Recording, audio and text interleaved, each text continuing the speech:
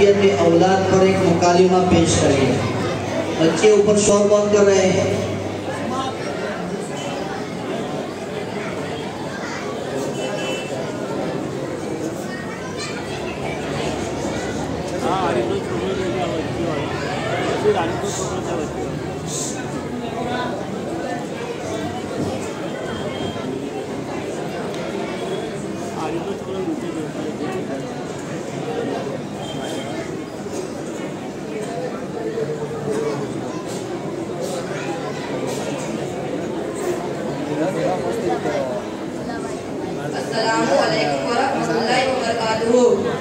وعلیکم السلام ورحمۃ اللہ وبرکاتہ.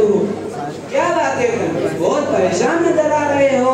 کوئی نئی بات پیش آئی ہے؟ کیا بتاؤں، آئے بھی بچوں کے بارے میں عجیب و غریب خبریں پڑھنے اور سننے کو ملتی رہتی ہے. ماں باپ کے ساتھ برا سلوک کرنا، ان کے ساتھ گالی گلوچ کرنا، یہ تو لگتا ہے کہ پرانی بات ہو گئی ہے. اب تو انہیں قتل تک کر دینے کی بھی خبر پڑھنے کو ملتی ہے. میں بچوں کی موجودہ صورت حال دیکھ دیکھ کر بہت ہی زیادہ پریشان رہتا ہوں اور سوچتا ہوں ایسے بچوں کا فیوچر کیا ہوگا، اور خاص طور ان کی آخرت کا مسئلہ تو بہت ہی پیچیدہ نظر آتا ہے. میں خود بھی بچوں کے مسئلے کو لے کر بہت پریشان ہوں. میرے 5 بچے ہیں، 3 لڑکے اور 2 لڑکیاں، پر ایک بھی کام کا نہیں. سب بیکار ہے، سمجھ میں نہیں آتا کیا کروں. کیوں بیکار ہے سب؟ ارے کوئی کچھ سنتا ہی نہیں. کچھ کہو تو الٹا جواب دیتے، بات بات میں بحث کرتے، کسی بات کا صحیح جواب ہی نہیں دیتے. حقیقت تو یہ ہے کہ آج کل کے بچے اپنے ماں باپ کو کچھ سمجھتے ہی نہیں اور اپنی سوچ و فکر اور بات کے سامنے ماں باپ کی سوچ و فکر کی حیثیت ہی نہیں دیتے. کیا آپ بھی سب کے سامنے ہماری برائیاں کرتے ہو؟ ہمارے اندر کیا خرابی ہے ایک تو بتاؤ. دیکھو یہ تمہارے سامنے ہے. کافی نالائق بچے ہیں، ماں باپ کی بات تو سننا چاہیے. ارے جناب کل تو حد ہی ہو گئی. کل ایک بات پر اس سے بڑے بیٹے کو ڈانٹا تو وہ کیا کہتا ہے خبر ہے؟ وہ کہتا ہے پاپا آپ ہماری پرسنل لائف میں بالکل انٹرفیئر نہ ہو. ہم نہیں ڈانٹیں گے تو کون ڈانٹے گا، اور یہ پرسنل لائف ہوتی ہی کیا ہے؟ میرے خیال سے آپ نے ان کے لیے ایجوکیشن کی طرف توجہ نہیں دی ہوگی. ایجوکیشن کے بارے میں کیا بات کر رہا؟ ارے ایک بیٹا ڈاکٹر ہے، ایک انجینئر اور ایک ڈبل گریجویشن کیا ہوا ہے. لڑکیاں بھی ہائی کوالیفائڈ ہے. تو پھر ایسا کیوں؟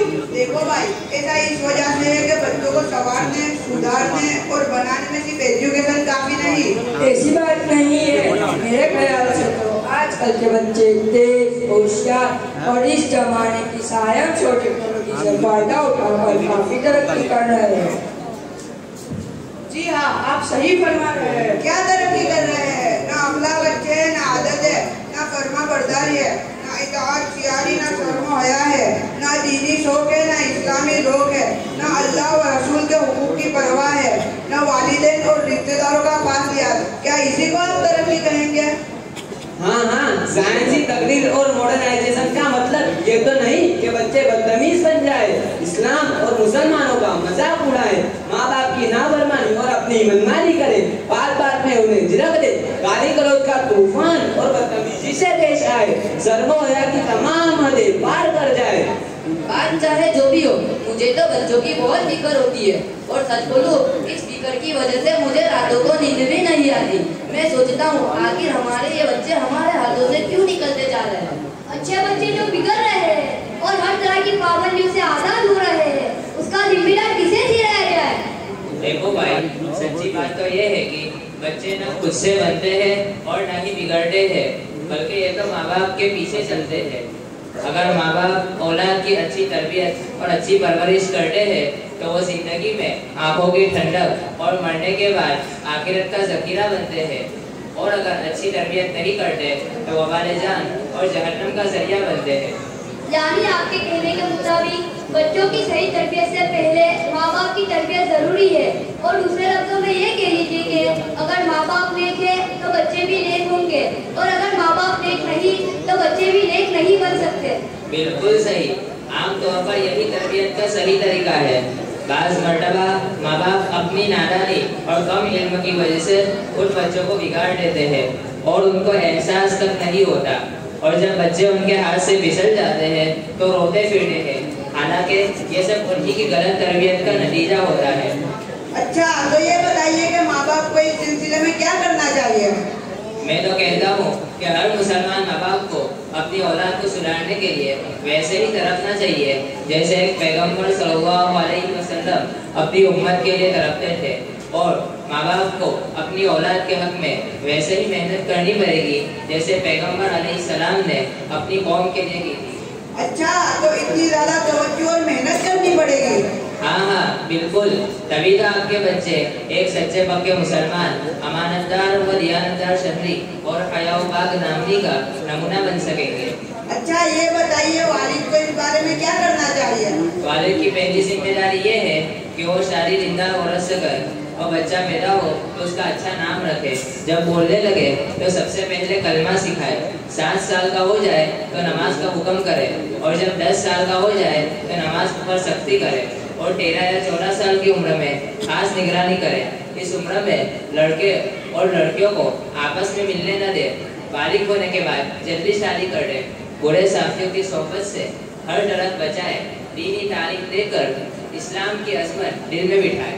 میرے خیال سے اس بارے میں والدین اور پیرنٹس کو پرسنلی ذاتی طور پر بھی کچھ کرنا پڑے گا۔ ضرور کرنا پڑے گا، بلکہ اصل کام تو والدین کو ہی کرنا ہے، بچے تو ان کی نقل کریں گے۔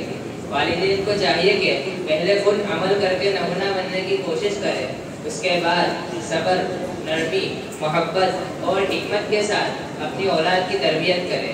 مگر افسوس اس زمانے کے اکثر ماں باپ کو نہ اپنا مقام یاد ہے نہ اپنی ذمہ داریوں کا کچھ احساس، اس لیے وہ خود بھی جہنم کی طرف جا رہے ہیں اور اپنی اولاد کو بھی جہنم کی طرف بھاگ رہے ہیں۔ اچھا یہ بتائیے کہ اولاد کے بننے اور بگڑنے کا اثر کل قیامت کے دن ماں باپ کو بھی پہنچے گا؟ کیوں نہیں، ضرور پہنچے گا۔ کل قیامت کے دن اولاد کے بننے پر ماں باپ کو نیکیاں اور بہترین بدلہ ملے گا، ان کا خاص اعزاز و اکرام کیا جائے گا، اور ان کے بگڑنے پر وبال اور سزا بھی بھگتنی پڑے گی۔ اللہ کے نبی صلی اللہ علیہ وسلم نے صاف صاف فرمایا کہ کل قیامت میں ہر ذمہ دار سے اس کی ذمہ داری کے بارے میں پوچھا جائے گا۔